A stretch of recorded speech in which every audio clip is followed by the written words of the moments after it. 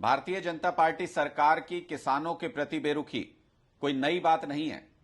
इस बार सरकार की बेरुखी का शिकार हो रहे हैं सरसों की खेती करने वाले किसान।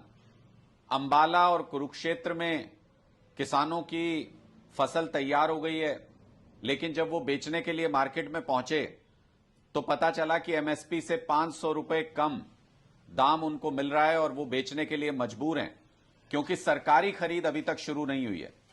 सरकार ये जानते हुए भी कि मौसम की वजह से इस बार फसल खराब भी हुई है और समय से पहले तैयार भी हो गई है, उसके बावजूद भी अभी खरीद कब से शुरू होगी इसका कोई अता पता नहीं है।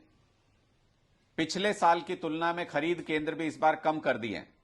आप सोचिए कि पूरे अंबाला में सिर्फ एक खरीद केंद्र रखा गया है और पूरे कुरुक्षेत्र के अंदर सिर्फ 2 खरीद केंद्र रखे गए हैं।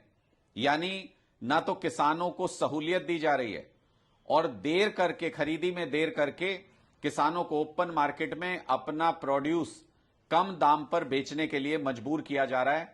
एमएसपी से 500 रुपए कम तक में किसान अपनी सरसों की फसल बेचने के लिए मजबूर है। भारतीय जनता पार्टी एक तरफ किसानों के ऊपर अत्याचार कर रही है बॉर्डर के ऊपर।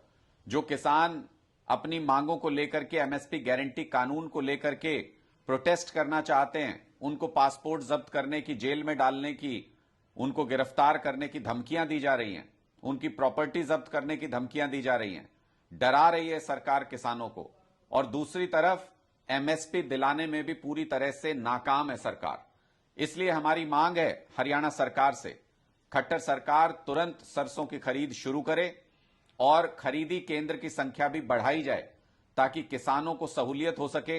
पहले से ही मौसम की मार झेल रहे किसान अब सरकार की इस मार को नहीं झेल पाएंगे और बुरी तरह से किसान टूट जाएगा अगर उनको अपनी फसल पे एमएसपी नहीं मिलता है तो। इसीलिए तो एमएसपी गारंटी कानून मांग रहे हैं खट्टर साहब किसान। इसीलिए तो मोदी जी से एमएसपी गारंटी कानून मांग रहे हैं, क्योंकि सरकार की नीयत ठीक नहीं है किसानों के प्रति।